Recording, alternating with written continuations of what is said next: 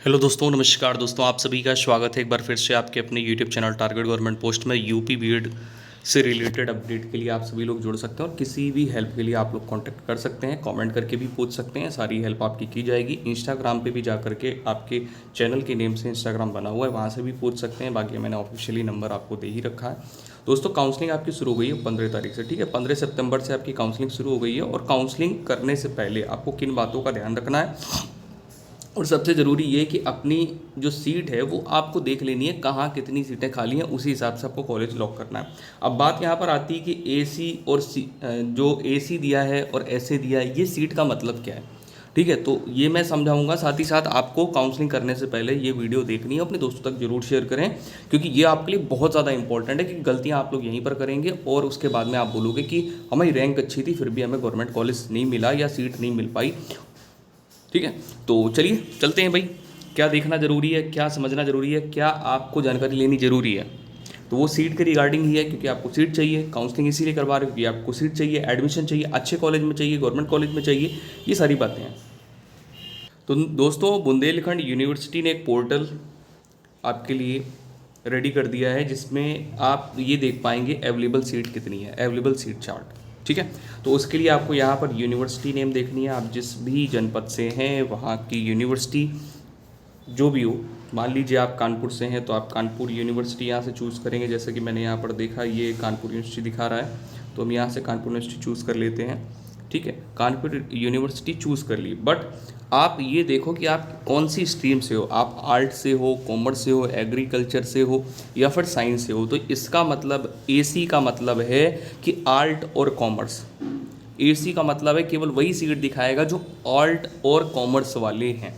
तो अब जैसे मान लीजिए आप आर्ट और कॉमर्स से हो, ठीक है, हम ये वाला कॉलेज ले रहे हैं। तो इस कॉलेज का टाइप क्या है, कॉलेज कैसा है, सेल्फ फाइनेंस्ड, मतलब प्राइवेट कॉलेज है। ठीक है, उसके बाद में यहाँ पर आपकी जो सीटें हैं वो सीटें यहाँ पे 20 सीटें हैं, और जो EWS की सीटें हैं वो यहाँ पे 2 सीटें हैं। क्योंकि 10% यहाँ पर आरक्षण EWS की जो सीटें हैं वो आरक्षित हैं, वो चाहे गवर्नमेंट हो या प्राइवेट। और फीस यहाँ पर दी गई है 51,250, फीस में कोई चेंजमेंट नहीं है।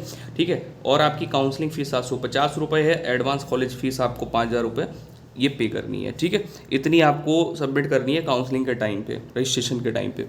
फिर आपको कॉलेज अगर मिल जाता है तो ये आपकी फ़ीस जमा हो जाएगी, एडवांस कॉलेज फीस, और आपकी बैलेंस फीस आपको पे करनी होगी ऑनलाइन। ठीक है, इसके बाद यहाँ पर आते हैं कि आप जब गवर्नमेंट कॉलेज देखोगे, मान लीजिए ये एडेड कॉलेज है। एडेड कॉलेज का मतलब हो गया गवर्नमेंट कॉलेज। ठीक है, ये एक गवर्नमेंट कॉलेज है जो कि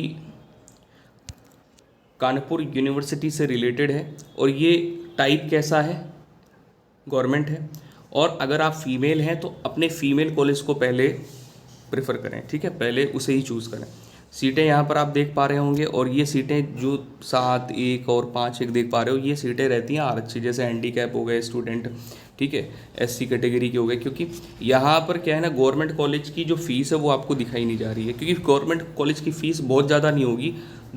मैं आपको बता चुका हूँ, ये समझ लीजिए कि आपकी फ़ीस 5,000, 3,000, 3,500, 8,000 ऐसे फीस रहती है। ठीक है, तो मतलब फिक्स नहीं रहती, सभी कॉलेज की अलग अलग अलग फीस रहती है। ठीक है, तो इस तरीके से आप अपनी देखिए स्ट्रीम कोड के अनुसार अपनी सीट देखेंगे। अब मान लीजिए हमने यहाँ पर स्ट्रीम कोड चेंज कर दिया, तो हमने यहाँ पर ऐसे चूज़ कर लिया। ऐसे का मतलब हो गया साइंस और एग्रीकल्चर। ठीक है, साइंस और एग्रीकल्चर की सीटें अब यहाँ पर दिखाएगा।